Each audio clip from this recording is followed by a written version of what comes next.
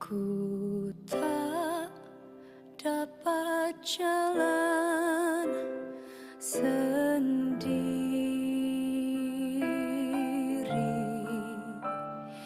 Tuhan, tolonglah daku. Biarlah sinarmu menerangiku, sebab ku tak dapat jalan sendiri.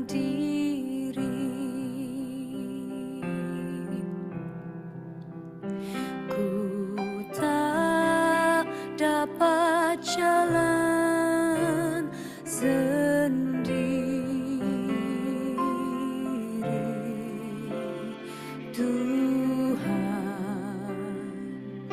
tolonglah daku.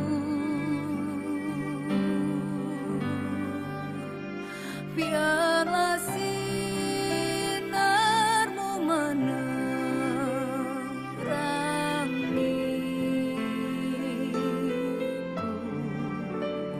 sebab ku tak dapat jalan sendiri.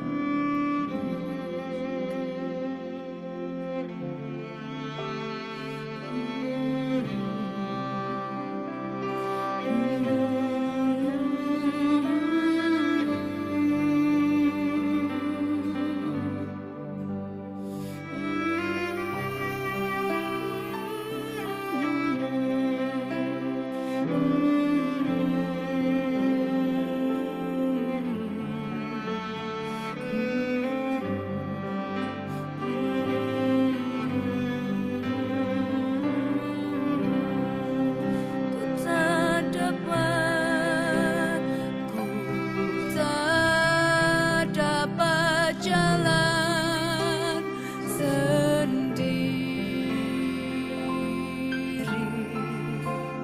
Tuhan, tolonglah daku. Biarlah terangmu, biarlah sinarmu menerangiku, sebab ku tak dapat jalan sendiri. Oh, ku tak dapat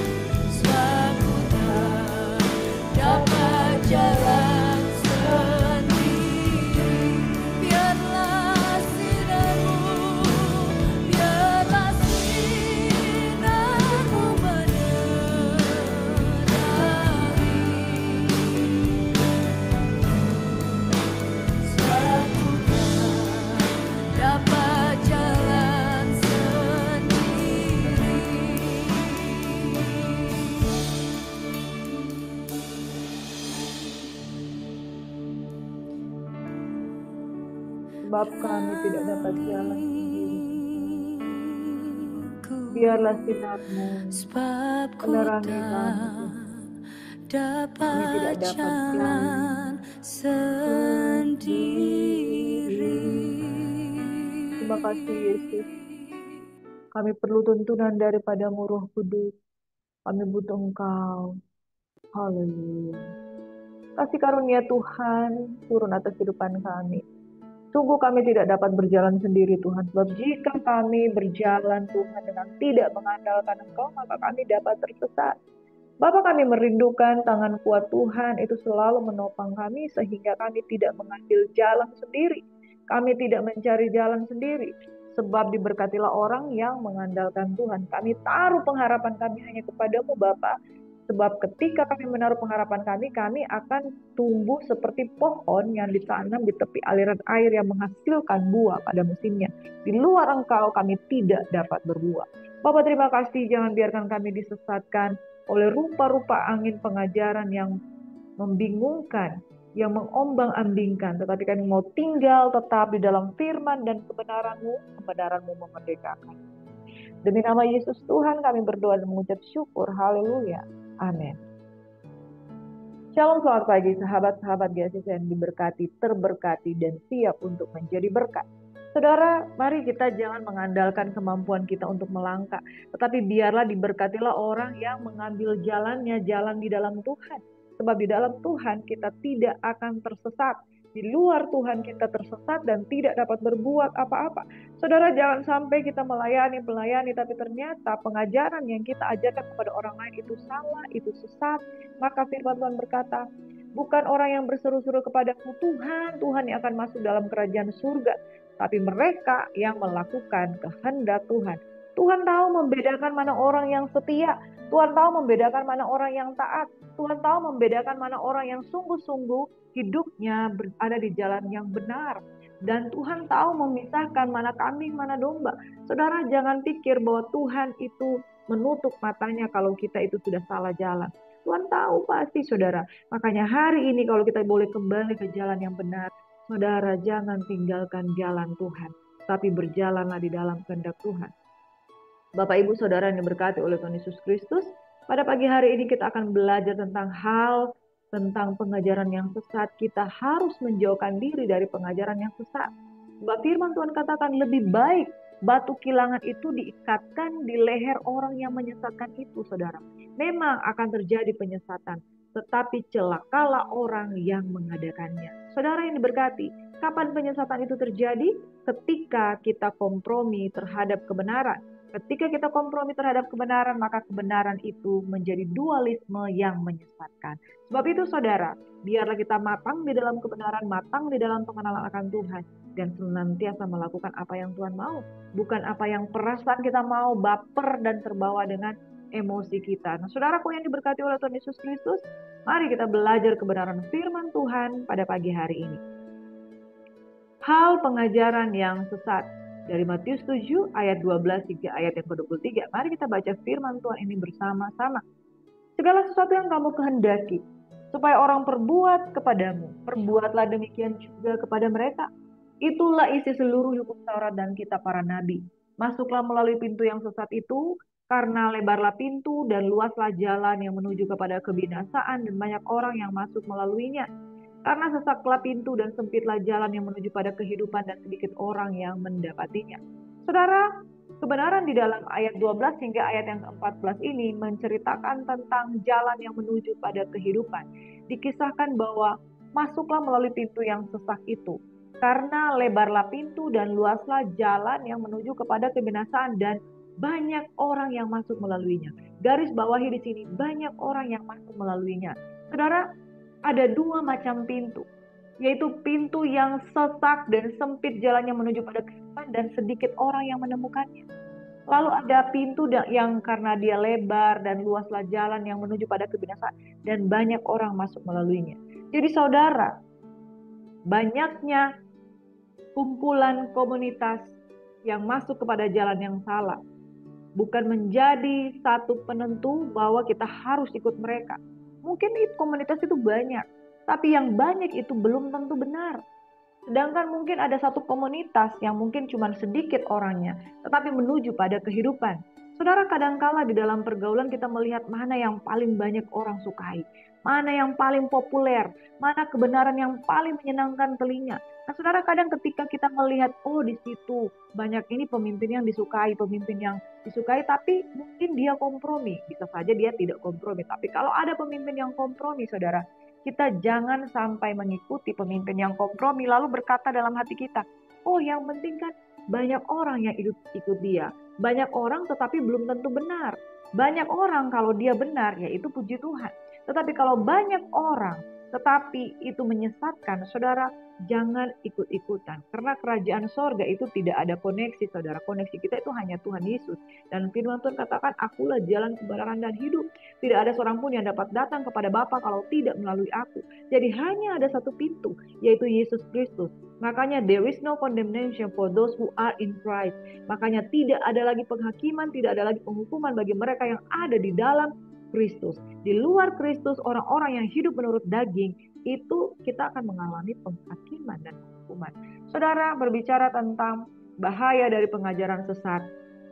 Mari, kita sedang diberikan pilihan.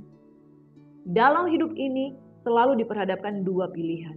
Pilihan untuk masuk ke dalam jalan kehidupan atau pilihan untuk masuk pada jalan kebinasaan. Banyak orang sedang berduyun-duyun untuk masuk kepada jurang kebinasaan, masuk kepada jurang kematian. Tetapi lebih banyak orang yang pengen menuju ke sana karena yang penting kan ramai-ramai. Yang penting mereka juga melakukannya kok. Banyak juga hamba Tuhan jatuh kok. Nggak apa-apa, kita ke sana aja. Nah saudara, mari kita membuat pilihan yang benar dalam Tuhan. Sekalipun ada begitu banyak orang kompromi dan terlihat mereka benar dan terlihat mereka baik-baik saja. Tetapi jangan jadikan itu sebagai pilihan kita. Cerdaslah saudara di dalam membuat pilihan. Hari-hari ini Tuhan katakan, yang jahat semakin jahat, yang kudus semakin kudus, yang orang yang berbuat benar akan semakin melakukan apa yang benar di hadapan Tuhan. Banyak orang-orang yang akan terhempas ketika mengalami penampian. Dan itulah pilihan yang sudah diperhadapkan kepada kita pada akhir zaman. Ada pintu yang menuju kebinasaan, ada pintu yang menuju pada kehidupan. Saudara, apa yang harus kita lakukan? Gereja Tuhan, waspadalah.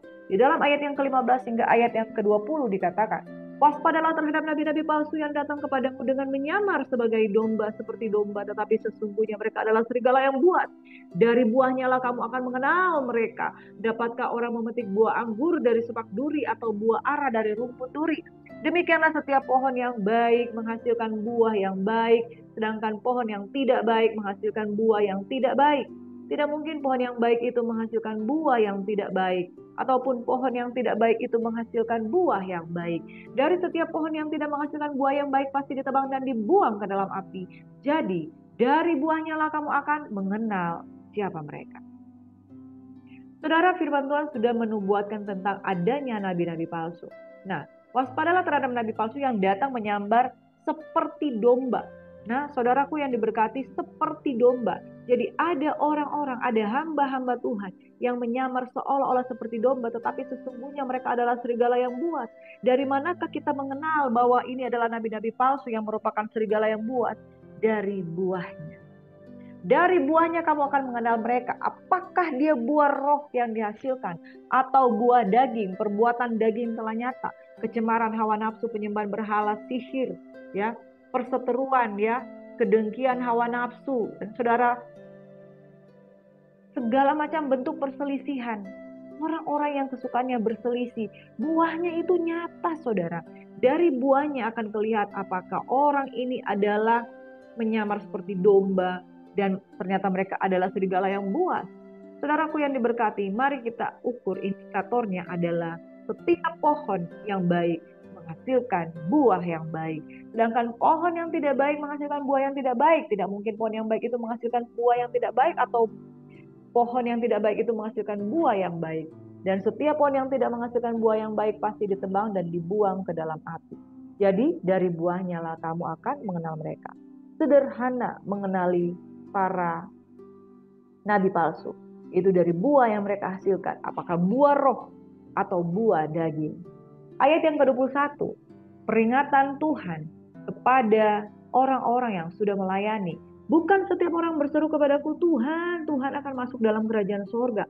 Melainkan dia yang melakukan kehendak Bapakku yang di sorga. Pada hari terakhir banyak orang akan berseru kepadaku, Tuhan, Tuhan, bukankah kami bernubuat demi namamu dan mengusir setan demi namamu dan mengadakan banyak mujizat demi namamu juga? Pada waktu itulah aku akan berterus terang kepada mereka dan berkata, aku tidak pernah mengenal engkau, nyalah daripadaku kamu sekalian pembuat kejahatan. Hati-hati saudara, dari buahnya kita akan dikenal. Apakah kita menghasilkan buah yang baik dan yang benar? Di sini saudara, di ayat yang ke-21 hingga ayat yang ke-23, sekalipun orang yang sudah mengecap karunia surgawi, bahkan memiliki karunia-karunia rohani, mereka yang berseru-seru kepada Tuhan pada akhir zaman akan berkata, Tuhan, Tuhan. Bukan orang yang berseru kepada Tuhan, Tuhan yang akan masuk dalam kerajaan sorga, melainkan dia yang melakukan kehendak Bapakku yang di sorga. Pada hari terakhir mereka akan berseru, Tuhan, Tuhan, bukankah kami bernubuat demi namamu, mengusir setan demi namamu, mengadakan banyak mujizat demi namamu? Pada waktu itulah aku akan berterus terang kepada mereka dan berkata, aku tidak pernah mengenal kamu. Saudara, biarlah kita mengenal Bapa dan kita dikenal oleh Bapa. Saudara, bukan cuma pengenalan satu arah kita mengenal Bapa, tetapi Bapa juga mengenal kita. Dari manakah cara kita Bapa mengenal kita? Dari pakaian kita. Pakaian kita yaitu kain lenan halus, yaitu perbuatan-perbuatan baik yang menyenangkan hati Tuhan. Dari pakaian kita, kita dikenal sebagai mempelai atau tidak. Makanya saudara, kalau sekarang ini mungkin engkau berkata, Tuhan yang penting tidak tahu apa yang saya lakukan, kompromi saya yang saya lakukan hari ini.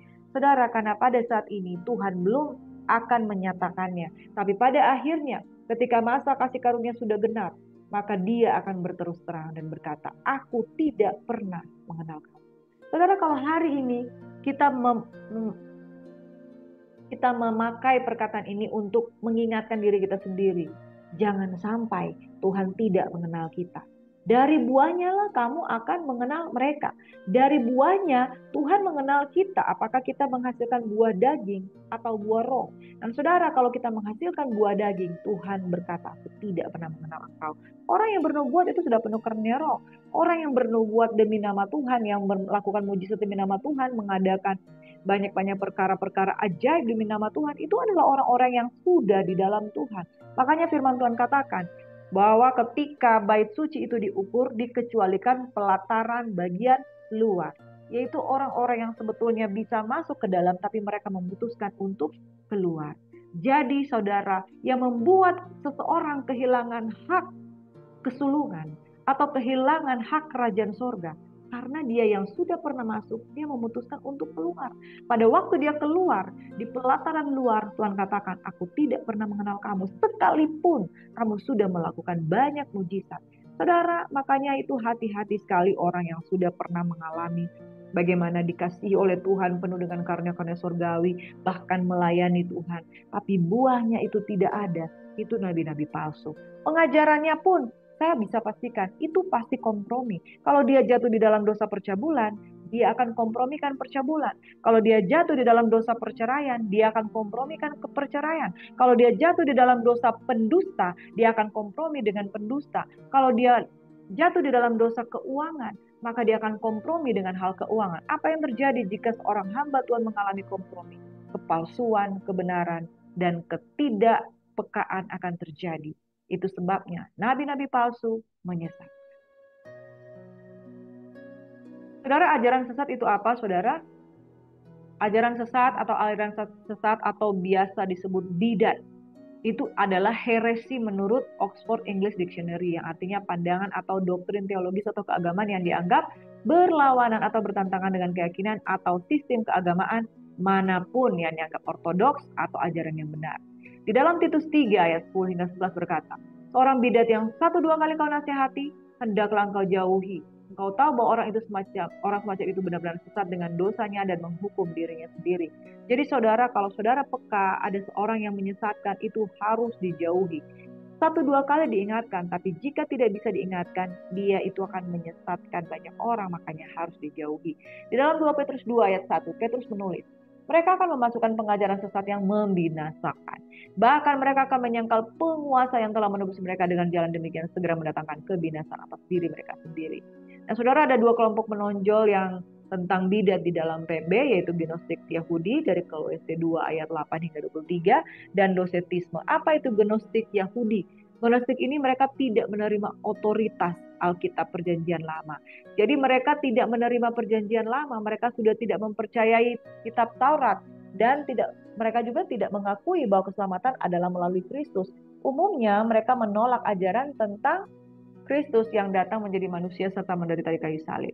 Bagi kelompok ini, keselamatan adalah melalui kemampuan untuk mencapai satu tingkat pengetahuan tertentu yang disebut secret gnosis atau pengenalan secara rahasia. Sedangkan docetisme adalah pengajaran yang menolak kesejatian tubuh Kristus. Saudara, bahaya dari penyesatan ini, saudara, adalah orang-orang yang kompromi dengan satu pengajaran yang salah. Akibat dari semuanya ini, saudara, maka jemaat Tuhan akan disesatkan. Jemaat Tuhan akan disesatkan dan akan beranjak dari pengajaran yang sejati di dalam Kristus Yesus. Makanya saudara, jauhilah mereka itu. Nah, saudara, kita harus waspada terhadap nabi-nabi palsu. Di dalam 1 Yohanes 4 ayat 1 berkata, "Saudaraku yang kekasih, jangan percayakan setiap roh, tapi ujilah roh-roh itu, apakah mereka berasal dari Allah, sebab banyak nabi-nabi palsu yang telah muncul dan pergi ke seluruh dunia." Bagaimana kita menguji setiap roh? Setiap manusia yang kita temui, setiap hamba Tuhan yang kita temui, setiap orang yang kita temui itu pasti ada spiritnya. The spirit of the Lord atau the spirit dari roh-roh dunia. Saudara, ketika mereka kompromi, maka mereka dikuasai oleh roh jahat tersebut. Nah, saudara, mari kita mengenal yang Maha Kudus. Orang yang mengetahui barang asli, dia akan mengenali juga barang yang palsu. Kalau dia tinggal di dalam keaslian hadirat Tuhan, dia bisa membedakan roh. Makanya saudara, ujilah segala roh. Wahyu 16 ayat 13 menubuatkan, aku melihat dari mulut naga itu, dari mulut binatang itu, dan dari mulut nabi palsu itu keluar 3 roh najis yang menyerupai katak. Dan saudara, ada di situ 3 roh najis itu berbicara percabulan, rasul-rasul palsu, guru palsu, dan nabi-nabi palsu. 1 Yohanes 4 ayat 4 berkata, "Kamu berasal dari Allah, anak-anakku, dan kamu telah mengalahkan nabi-nabi palsu itu. Sebab roh yang ada di dalam kamu lebih besar daripada roh yang ada di dalam dunia ini." Saudara, saya mau mengingatkan bagi kita, diri kita sendiri, ujilah segala roh. Dan ingat, ketika kita tinggal di dalam roh Tuhan, maka roh yang ada di dalam kita bisa mengalahkan nabi-nabi palsu. Itu sebabnya penting pengenalan yang sejati akan Tuhan. Wahyu telah menubuatkan ada 3 roh najis, yaitu roh percabulan, roh guru-guru palsu, nabi-nabi palsu, dan saudara, roh dari katak itu berbicara tentang kenajisan. Dan itu identik dengan guru-guru palsu. Makanya guru-guru palsu, nabi-nabi palsu itu identik juga dengan mereka mengalami kejatuhan di dalam dosa kenajisan pada umumnya. Ingat, Matius 7 ayat 21 hingga 23. "Bukan setiap orang yang berseru-seru kepadaku, Tuhan, Tuhan, akan masuk dalam kerajaan sorga, melainkan dia melakukan kehendak Bapakku yang di sorga. Pada hari terakhir, banyak orang akan berseru kepadaku, Tuhan, Tuhan, bukankah kami bernubuat demi namamu, dan mengusir setan demi namamu, dan mengadakan banyak mujizat demi namamu juga? Pada waktu itulah aku akan berterus terang kepada mereka dan berkata, aku tidak pernah mengenal kamu, menyalah daripadaku kamu sekalian, pembuat kejahatan." Saudara, mari kita jangan terpukau dengan nabi-nabi palsu. Ujilah segala roh. Yang kedua, jangan kita menjadi hamba-hamba palsu. Jangan kita menjadi guru-guru palsu. Jangan kita menjadi nabi-nabi palsu.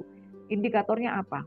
Biarlah Tuhan mengenal kita. Kita mengenal Tuhan dan Tuhan mengenal kita. Dan seorang hamba Tuhan, keberhasilannya tidak diukur dari kemampuan yang melakukan mujizat. Orang yang membuat mujizat pun ternyata tidak dikenal Tuhan. Jadi, saudara, kita mau terhindar dari pengajaran sesat, hasilkanlah buah yang sesuai dari akar pokok anggur, yaitu Yesus Kristus Tuhan. Kenalilah Tuhan dan biarlah Tuhan mengenali kita. Mari kita satu dalam doa. Bapa di surga, ajar kami dapat untuk peka dan menguji segala roh, mana roh-roh palsu, mana nabi-nabi palsu, guru-guru palsu, supaya kami tidak terjebak dalam kesesatan. Dan biarlah kami juga menguji diri kami sendiri supaya kami dikuasai oleh roh Tuhan, sehingga roh yang ada di dalam kami lebih besar daripada roh dunia ini akan mengalahkan si jahat. Dan kami berdoa Bapa, kami bukan saja berupaya untuk mengenal Tuhan, tapi Tuhan mengenal kami, sehingga Tuhan tidak menolak kami sebagai pembuat kejahatan, tetapi Tuhan mengajar kami, dan mendidik kami supaya menjadi murid Kristus yang pada akhirnya akan memerintah dan menghakimi para malaikat bersama dengan Kristus. Di dalam nama Yesus Tuhan, Tuhan kiranya memberkati dan melindungi kami. Tuhan kiranya menyinari dengan wajahnya, mengurapi kami, memberikan kami damai sejahtera. Segala macam roh-roh jahat di udara kami tolak, tengking, hancurkan, patahkan kuasanya dalam nama Yesus. Segala roh-roh intimidasi, nabi-nabi palsu, guru-guru palsu, kompromi, percabulan hawa nafsu, ketiga roh najis ini kami tolak, hancurkan, patahkan kuasanya dalam nama Yesus. Dan biarlah nama kami tetap tercatat di dalam buku kehidupan sebagai orang-orang yang selamat dalam Tuhan. Demi nama Yesus Tuhan kami berucap syukur. Sambut berkat pagi hari ini dengan satu kebenaran, jangan disesatkan. Dalam nama Yesus kami berdoa dan mengucap syukur. Haleluya. Amin. Shalom and God bless you. Tuhan Yesus memberkati. Tetap semangat. Tuhan Yesus sangat mengasihi saudara. Amin.